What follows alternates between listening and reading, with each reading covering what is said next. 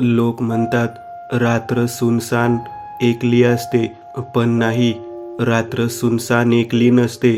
त्या काळोखात सतत काहीतरी मानवाच्या कल्पनेपलीकडचं भटकत असतं, ज्यालाच मनुष्य भूत पिशाच म्हणतात. आकाशात काळ्या ढगांनी चंद्राला आपल्या पाठीमागे लपवलं आणि त्या घनगर्द जंगलावर काळोखाचं श्रापित सावट पसरलं. शेवटची घटका मोजत असणाऱ्या मृतशय्येवर असलेल्या रोग्यासारखी कणाकणाने रात्र सरू लागलेली. दूर कुठेतरी एका झपाटलेल्या हवेली बाहेरचा बंद पडलेला टोलेजंग घड्याळ आज या काळोखी श्रापित राती काही भयान घडणार आहे म्हणून टंग टंग असा आवाज करत वाजू लागला. जणू तो सांगत असावा, ही रात्र कोणाच्या तरी जीवावर बेतणार आहे. त्या सरळ मार्गी हायवेवर भकास शांतता पसरलेली. अनोळखी मुसाफिरप्रमाणे रस्त्यावर धुके कोणाची तरी वाट पाहत भटकत होते. त्याच धुक्याला चिरत 2 पिवळ्या हेडलाईट बाहेर आल्या. ती एक कंटेनर ट्रक होती. त्या ट्रकमध्ये ड्राईव्ह सीटवर मंगल सेन बसलेला. वयाने तो 30चा पुरुष होता.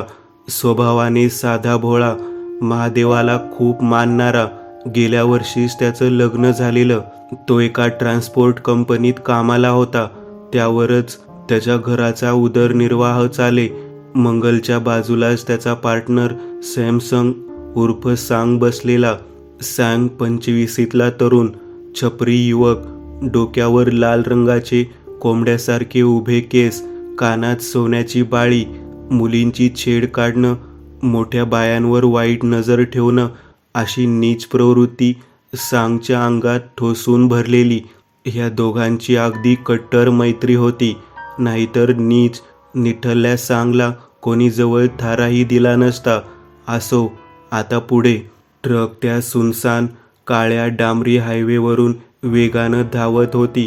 तोच सांग म्हणाला, मंगल, आज थंडी एवढी नाही, नाहीतर मी ओल्ड मॉन्क घेऊन येणार होतो. सांगच्या वाक्यावर मंगलने त्याच्याकडे जरा रागात पाहिलं. मग पुन्हा समोर पाहत जरा रागात म्हणाला, सांग बेवड्या, दारू पिऊन गाडी चालवत नाही, माहिती ना तुला. आणि आज आपल्याला छत्तीसगडला ही मोठी डिलिव्हरी लवकरात लवकर पोहोचवायची आहे. सो नो दारू पिना. मंगलने पुन्हा सांगकडे पाहिलं व पुढे म्हणाला, आणि नो फालतूपणा. मंगलच्या वाक्यावर सांगने उदास होत कुत्र्यासारखं बारीक तोंड केलं. जसं काय हे निर्बंध घालून त्याचा बाप वारून त्याला सुतक लागले. रस्त्याच्या डाव्या बाजूला सफेद रंगाचा माइलस्टोन होता.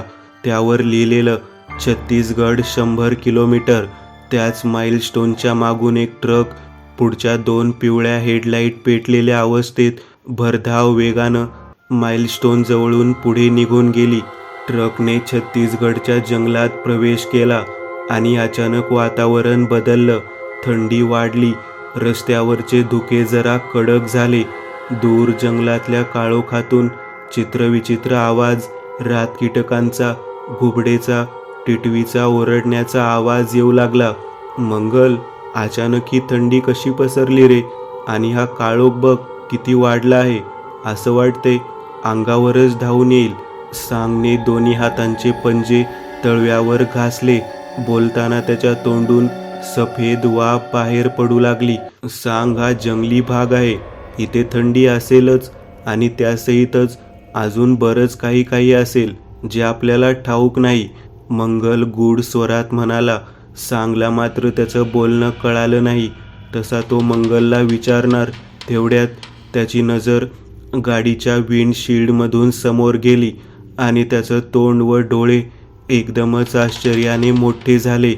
गाडीच्या पिवळ्या उजेडात रस्त्याच्या डाव्या बाजूला एक लक्षवेधक, सुंदर, कामुक देहाची तरुणी पाठमोरी चालत जात होती. अंगात एक भगवी साडी, काळा ब्लाऊज. त्या ब्लाऊजमधून तिची पाठ, त्या उघड्या पाठीतून ते चिकट मुलायम कमरेपर्यंत तिचे केस पसरलेले. कॅटवॉक स्टाईलने ती पाठमोरी चालत जात होती. तिच्या हातात असलेल्या काळ्या बांगड्यांचा छमछम असा उत्तेजक आवाज होत होता. रात्रीची स्मशान शांतता त्या आवाजाने डिवचत होती. रात्रीच्या अंधारातही तिचं सारं शरीर स्वर्गातल्या अप्सरेप्रमाणे चांदण्यासारखं चमकत होतं. त्या तरुणीला पाहताच सांगला 440 व्होल्टचा झटका बसला. तिचा चेहरा पाहण्यासाठी त्याचा जीव गुदमरू लागला. श्वास फुलले गेले. मंगल, मंगल, गाडी रोक. त्या तरुणीकडे डोळे फाडून फाडून पुढे पाहणारा सांग म्हणाला. का रे, काय झालं? मंगलने विचारलं. कारण एकल्या सांगलाच रस्त्यावर ती तरुणी दिसत होती, मंगलला नाही. मंगल, गाडी थांबव. एवढा भारी पीस रात्री आपल्या समोरून चाललाय, त्याला असंच कसं सोडायचं? सांग दात काढत निर्लज्जासारखा हसत म्हणाला. पण मंगलला मात्र सांग काय म्हणतोय कळालं नाही. म्हणजे काय म्हणायचं आहे तुला? मंगलने न समजून विचारलं. मंगल, तू आंधळा आहे का साल्या? ती बाई बघ. सांगने हात पुढे करत मंगलला रस्त्याच्या डाव्या बाजूला पाहायचा इशारा केला. तसे इतका वेळ न दिसलेली ती स्त्री मंगलला दिसली. त्याच्याही नजरेत जणू ती भरली गेली. मस्त आहे रे, पण इतक्या रात्री इथे? मंगल पुढे काही बोलणार तोच सांग त्याला अडवत म्हणाला. चूप बस तू. इतक्या रात्री म्हणजे काय भूत, पिशाच, यक्षिणी, छलावा असणार आहे का ती? चल गाडी थांबव, लिफ्ट देऊ मस्त. तसंही आज थंडी जरा जास्त आहे, सांग त्या तरुणीच्या हलणाऱ्या कमरेकडे पाहत म्हणाला. पण वासनेच्या आहारी गेलेल्या सांगला एक गोष्ट कळाली नाही. बाहेर इतकी थंडी होती की माणूस गारठून मरेल. मग अशा थंडीत ही तरुणी चालत कशी जात होती? आणि ती इतकी सुंदर होती की कोणाचीही तिला पाहून नियत बिघडेल. मग अशा सुनसान हायवेवर ती एकटीच का जात होती? तिला भीती वाटत नव्हती का? मंगलने ट्रकचा स्पीड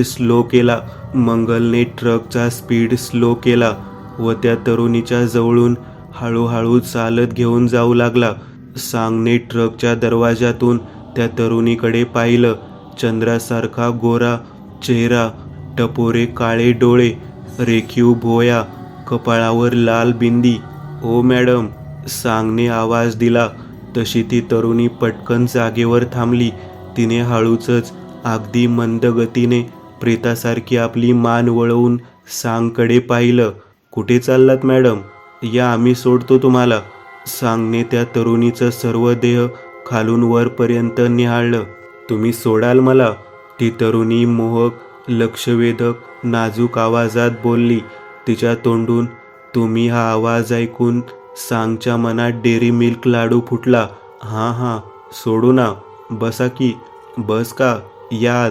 सांगने आपला उजवा हात पुढे केला. त्या तरुणीने आपल्या निळ्या डोळ्यांनी सांगच्या हाताकडे पाहिलं. मग म्हणाली, मी आत येऊ का? हां, या ना. आपलाच ट्रक आहे हा, सांग थोडा हसत म्हणाला. त्या तरुणीने आपला गोरापान हात सांगच्या हातात दिला. त्या तरुणीचा हात मुलायम, मऊ स्पर्श सांगच्या हाताला होताच त्याच्या मनात डेअरी मिल्क दुसरा लाडू फुटला. सांगने तिच्या हाताला धरून तिला ट्रकमध्ये आपल्या बाजूला बसवलं. चल मंगल, गाडी चालू कर, सांग म्हणाला. मंगलने सांगकडे हसून पाहिलं व गाडीची चावी पिळली. पण ट्रकला फक्त हादरा बसला. इंजिनमधून घर असा आवाज झाला, परंतु गाडी काही सुरू झाली नाही. आता या गाडीला काय झालं? हिला पण आत्ताच बंद व्हायचं होतं, मंगल त्रस्त स्वरात म्हणाला. त्याने पुन्हा चावी पिळली, पण इंजिनचा राक्षस किंचाळावा तसा घरघर आवाजच होत होता. गाडी काही केल्यास सुरू होत नव्हती. जणू ती ट्रक सांगू पाहत होती, तुम्ही जिला आत बसवलं आहे ती साधारण स्त्री नाही, तर तुमचा मृत्यू काल आहे. तिला उतरवा तिला. अचानक त्या स्मशान शांततेला डिवचलं जात घरघर असा आवाज करत ट्रक एक मोठा भयावह चित्कार देत सुरू झाली. अंधारात जंगलातल्या झाडांवर लपलेली पाखरे भीतीने वर आकाशात उडाली. जणू ती सर्व कोणाला तरी घाबरली होती. मंगलने गाडीचा गिअर शिफ्ट केला, एक्सलेटरवर दाब दिला. तसे गाडी रस्त्यावरून पुढे जाऊ लागली. सांगने त्या तरुणीकडे पाहिलं. तिचं सौंदर्य अगदी मनमोहक, आकर्षित करणारं होतं. तो अगदी डोळे फाडून फाडून तिला पाहत होता. मंगलने त्या तरुणीकडे पाहिलं. तसं त्याला दिसलं सांग डोळे फाडून तिच्याकडे पाहत आहे. तसं त्याने मान नाही नाही करत हलवली व पुटपुटत म्हणाला, लडकी दिखी रे दिखी, लगा लाईन मारणे, हरामी साला. मंगलला ठाऊक होतं हा हरामी सांग फक्त तिच्याकडेच पाहत राहील, बोलणार काही नाही. तोच मंगलने बोलायला सुरुवात केली. काय हो, तुमचं नाव काय आहे आणि इतक्या रात्री या हायवेवर कुठे गेला होता तुम्ही? मंगलने विचारलं. त्यावर त्या तरुणीने हळूच आपली मान मंगलच्या दिशेने वळवली व गालात हसत नाजूक प्रेमळ आवाजात म्हणाली, माझं नाव कामाक्षी आहे. मी छत्तीसगडमध्ये राहते. माझ्या कंपनीच्या कामानिमित्त छत्तीसगडमधून बाहेर गेले होते. येताना एका रिक्षाने आले, पण रिक्षा मध्येच बिघडली. मग रिक्षावाल्याला अर्धा भाडा देऊन मी पायीच घरी जायला निघाले. अच्छा, मस्त नाव आहे, सांग समजल्यासारखं म्हटला, पण लागलीच काहीतरी लक्षात आल्यासारखा पुढे म्हणाला, मग तुमचं कंपनीचं सामान वगैरे ते नाही दिसलं? सांगने विचारलं, पण ती काहीच म्हणाली नाही. तिच्या चेहऱ्यावर घाबरल्यासारखे चिन्ह पसरले, जणू ती काहीतरी लपवत होती. मंगलने भोया लहान करत संशयी नजरेने तिला पाहिलं. त्याला जरा डाऊट येत होता. तोच तेवढ्यात, भाई मंगल, बघ आपला ढाबा आला, गाडी थांबव, तुम्हाला भूक लागली असेल ना, चला, सांग तिच्याकडे दात काढत हसत पाहत म्हणाला.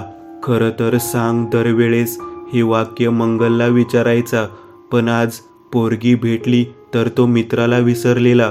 मंगलने ट्रक ढाब्याच्या एका बाजूला पार्क केली. तिघेही ट्रकमधून उतरले. ढाब्यापाशी चालत आले. ढाबा म्हणायला काही हायफाय नव्हता. एक 40 बाय 40ची 4 भिंतीची मोठी खोली होती. त्यातच स्वयंपाकघर होतं, जिथे जेवण बनवलं जायचं. ढाब्याच्या बाहेर भिंतीवर लाल, निळ्या, पिवळ्या रंगात रंगीबेरंगी अक्षरात ढाब्याचं झगमगणारं नाव लिहिलेलं, पाजीदा ढाबा. ढाब्याच्या बाहेर 4 बाज ठेवलेल्या. 4ही बाज रिकाम्या होत्या. ढाब्यात गर्दी नव्हती. त्यातलाच एक बाजेभोवती असलेल्या बाकड्यावर हे तिघे बसले. वेटर, मंगलने आवाज दिला. ढाब्यातून एक सफेद बनियान, खाली सफेद विजार, डोक्यावर टक्कल असा वेटर चालत आला. बोला, काय पाहिजे? वेटरने विचारलं. वेटरच्या वाक्यावर मंगल बोलू लागला. हे बघ, मला एक पुरी भाजी आण आणि सांग तुला चिकन मसाला लॉलीपॉप. आणि तू काय खाणार? मंगलने तिच्याकडे जिथे बसलेली तिथे पाहिलं. वेटरने सुद्धा तिला पाहिलं. परंतु मोठी आश्चर्यचकित करणारी गोष्ट होती की बाजेभोवती वेटरला फक्त हे दोघेच बसलेले दिसत होते. कामाक्षी त्याच्या नजरेला दिसत नव्हती. ओके, आम्ही मागू तेच खाशील, मंगल म्हणाला. तो वेटर मात्र विचित्र वेडपट नजरेने मंगल आणि सांगकडे पाहत होता. त्याला हे दोघे कोणीतरी वेडेच वाटत होते. जी खुर्ची खाली आहे तिथे कोणीतरी पोरगी बसलीये असं दोघे बोलत होते. आपला उजवा हात डोक्यावर नेत त्याने टक्कल घासली, दात चावले व आला तसा निघून गेला. तो वेटर ढाब्याच्या मालकाच्या काउंटरपाशी चालत आला. मालक, ते दोघे मला वेडे दिसतायत. बघा, बाकड्यावरची जागा रिकामी आहे, तरी तिथं कोणीतरी बसल्यासारखं बोलतायत दोघेही.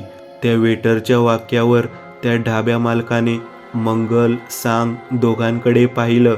ते दोघेही आपल्या बाजूच्या सीटवर कोणीतरी बसल्याप्रमाणे एकमेकांशी बोलत होते. त्यांना असं बोलताना पाहून ढाबा मालकाच्या कपाळावर भीतीने आठ्या उमटल्या.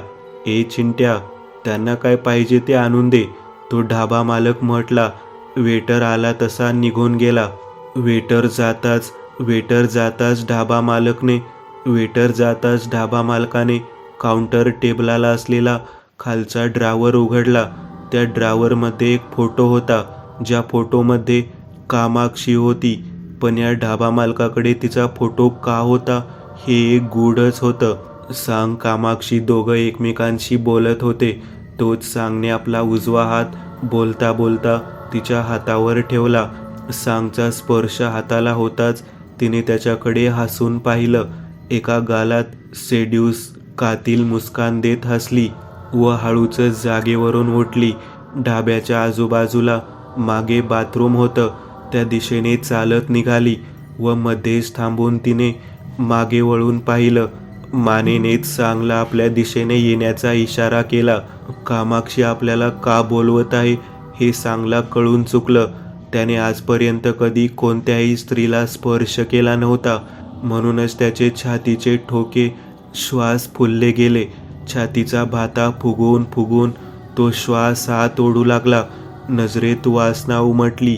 सांग बाजेच्या बाकड्यावरून उठला.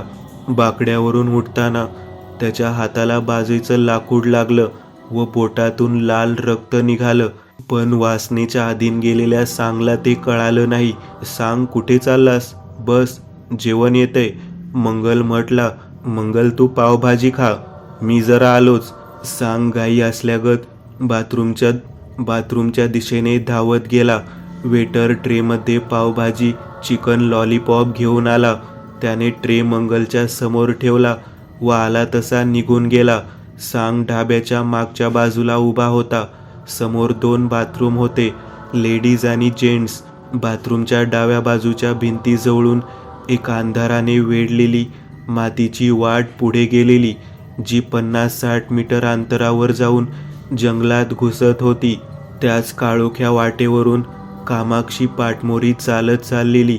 चालताना तिची नागिनीसारखी मऊ कंबर आणि नितंबाची हालचाल होत होती, जी पाहून सांगच्या मनातली वासनेचं वादळ अजूनच भडकून उठत होतं. ती जागेवर थांबली. तिने हात वर करून 5 बोट हलवत सांगला आपल्या मागे येण्याचा इशारा केला. मग ती कॅटवॉकची चाल चालत ती पुढे जाऊ लागली. तिच्या वाटेवर हळूहळू धुकं पसरू लागलं. थांब थांब, मी आलो. वासनेने वेडा झालेला सांग मागचा पुढचा विचार न करता त्या काळोख्या अनोळख्या अपरिचित जंगलात घुसला. वासनेच्या अधीन गेलेला सांग त्याला हे कळालंच नाही की तो कामाक्षीच्या मागे जंगलात इतका खोल आला आहे की त्याची मागची वाट अंधाराने गिळून टाकली आहे. अचानक तो एका दगडाला ठेचकाळून खाली पडला व नजरेसमोर चालणारी ती अंधारात गायब झाली. पटकन सांग जागेवर उभा राहिला. सांगने आजूबाजूला नजर फिरवली, पण अंधारात उभ्या हैवानी काळ्या झाडाव्यतिरिक्त तिथे कोणीही नव्हतं. होती ती फक्त थंडगार हवा, रातकिड्यांचा आवाज, चमकत्या काजव्यांचा प्रकाश. त्या झाडांकडे पाहता सांगला जणू असा भास होत होता की ही झाडे आपल्याला रोखून पाहत आहेत. त्यांना जणू आपली मानवी उपस्थिती खटकत आहे. अरे यार, कुठे गेली ही? सांगने वैतागून उजवा हात डोक्यावरच्या केसांतून फिरवला आणि तोच त्याच्या अंतर्मनाला आपल्या मागे कोणीतरी उभा असल्याची जाणीव झाली. त्यासहितच नाकात मांस जळाल्याचा घाणेरडा वासाचा भपकारा आत शिरला. स्मशानात चितेत जळणाऱ्या प्रेताच्या चामडीला जसा वास सुटतो तसा तो वास होता. सांगच्या मनाला मागे ते जे कोणी उभा आहे त्याचा हेतू चांगला वाटत नव्हता. सांगने गरकन वळून मागे पाहिलं तसा त्याचे डोळेच विस्फारले. भीतीने तो 2 पावलं मागे सरला. समोरचं दृश्य इतकं भयावह होतं, त्याची भीतीने दातखिळी बसली. ढाब्यावर मंगलचं जेवण जेवून झालेलं. तसा तो काउंटरपाशी पैसे द्यायला आला. काय शेठ, किती झाले? मंगलने ढाबा मालकाला विचारलं. तसा ढाबा मालकाने जरा घाबरतच 300 सांगितले. मंगलने ढाबा मालकाला 100च्या 3 नोटा दिल्या व तो मागे वळून जायला लागला. तोच त्या ढाबा मालकाने मंगलला थांबवलं व जरा घाबरतच त्या काउंटरच्या टेबलच्या ड्रॉवरमधून तो फोटो काढला. मंगलला दाखवला. तुम्हाला ही पोरकी दिसली का? हिच्याशीच बोलत होता का तुम्ही? ढाबा मालकाच्या हातात तोच तो फोटो धरलेला. तू कोण आहेस? भेदरलेल्या घाबरलेल्या स्वरात सांग म्हणाला. त्याच्या पुढ्यात एका स्त्रीचं पिशाच्य उभं होतं. अंगात काळी साडी, शरीराची कातडी काळी पडलेली, चेहरा जागोजागी जळालेला. त्या जळालेल्या भागांतून आतला लाल मांस दिसत होता. डोळ्यात पिवळ्या रंगाचे काजव्यासारखे चमकते डोळे होते. पिशाच्यासारखे टोचकुले दात होते. जे की हसताना बाहेर आलेले. तिच्या हातापायाला वाढलेली टोकदार नखे होती. कान सशासारखे लांब होते. हे असलं मानवाच्या विचारपलीकडचं छातीचे ठोके थांबवणारं दृश्य पाहून सांगची भीतीने कापली. मला नाही ओळखलंस? कामाक्षीच्या तोंडून धातूवर धातू आपटावा असा खर्जातला ठणकता आवाज निघाला. तिच्या मायावी काळ्या शक्तीमार्फत 2 सेकंदासाठी तिचं मानवी फसवं रूप धारण केलं. मग पुन्हा त्या अभद्र खऱ्या चेटकी रूपात अवतरली. मंगलने त्या फोटोकडे पाहिलं व ओळखीचे भाव आणत म्हणाला, हा शेट, इथेच तर बसली होती ती. माझा मित्र हिच्याबरोबर बाथरूममध्ये गेलाय. काय नाव सांगितलं तिने तिचं? मंगल तिचं नाव आठवू लागला. सांगला समजून चुकलेलं. ही काही सामान्य स्त्री नाही. हा भयंकर मृत्यूचा चकवा आहे. मानवाच्या विरुद्ध तिमिर काळ्या अंधारातली ही एक वाईट हिंस्र उपद्रव आहे. सांगला तिच्या रूपात मृत्यू दिसत होता. आज त्याला त्याच्या वासनेच्या रोगाने मृत्यूशय्येवर आणलं होतं. प्लीज मला सोड, मला जाऊ दे. मी तुझं काय वाकडं केलंय? सांग हळूहळू मागे मागे जाऊ लागला. तोच त्याच्या पाठीला मागे कोणीतरी उभा असल्याप्रमाणे थंडगार स्पर्श जाणवला. त्याने गरकन मागे वळून पाहिलं. तसे त्याच्या चेहऱ्यावर पुन्हा भीती पसरली. मागे सुद्धा तीच उभी होती. तोच त्याच्या मागे उभ्या दुसऱ्या कामाक्षीने तिच्या धारदार नखांचा हात सांगच्या पाठीत घुसवलं व रक्ताने माखलेलं लिव्हर बाहेर काढलं आणि सांगच्या पुढ्यात उभ्या तिने तिच्या धारदार टोकदार नखांच्या हातांची हालचाल करत छाताडात घुसवला व सांगचं धडधडतं जिवंत काळीज बाहेर काढलं. इकडे मंगलला त्या तरुणीचं नाव लक्षात आलं व तो म्हणाला, कामाक्षी. आणि तोच जंगलातून सांगची एक शेवटची मृत्यूदायक किंकाळी बाहेर पडली. सांगच्या तोंडातून रक्ताची उलटी बाहेर पडली. त्याचं निपचित मृत बेवारस शरीर खाली जमिनीवर कोसळलं. त्या दोन्ही कामाक्षी पिशाचिनीने एकीने सांगचं धडधडतं कच्चं हृदय खाल्लं तर दुसरीने त्याचं लिव्हर. हा तर सांगचा ओरडण्याचा आवाज आहे. मंगल चिंता, काळजी, भय प्रश्नचिन्ही चेहऱ्याने म्हटला. त्याला सांगची काळजी वाटत होती. तसाच तो जंगलात जायला निघाला. तोच त्या ढाबा मालकाने त्याला थांबवलं व जी माहिती सांगितली ती ऐकून मंगल प्राणभयाने जागेवर गोठला. थांबा, जंगलात जाऊ नका. मला वाटतं तुमचा सांग आता जिवंत नाही. कारण तुमच्यासोबत जी मुलगी आली होती ती मनुष्य नव्हती. ते एक पुरातन कामाक्षी छलावा पिशाच्य होतं. दर 25 वर्षांनी ती पाताळाची भिंत पार करून पृथ्वीवर येते आणि एका 25 वर्षीय युवकाचा हृदय लिव्हर खाऊन परत जाते. मग पुन्हा 25 वर्षांनी ती पाताळातून 25 वर्षीय तरुणांसाठी परत येऊन ह्या हायवेवर भटकते आणि जो तिला लिफ्ट देतो तो पुन्हा कधीच दिसत नाही. ढाबा मालकाने असं म्हणतच आपला फोन काढून ढाब्याला लावलेल्या कॅमेऱ्यामध्ये काही वेळ अगोदरची सांग मंगल बाजेवर बसून गप्पा मारतानाची रेकॉर्डिंग दाखवली. ज्या रेकॉर्डिंगमध्ये बाजेवर कोणतीच मुलगी त्यांच्यासोबत बसलेली दिसत नव्हती. कॅमेरा रेकॉर्डिंग पाहून मंगल हक्काबक्का राहिला. मणक्याच्या हाडांना भीतीने गोठून टाकलं. दात भीतीने वाजू लागले. म्हणजे आपण इतका वेळ ज्या स्त्रीशी बोलत होतो ती एक कामाक्षी छलावा पिशाचिनी होती.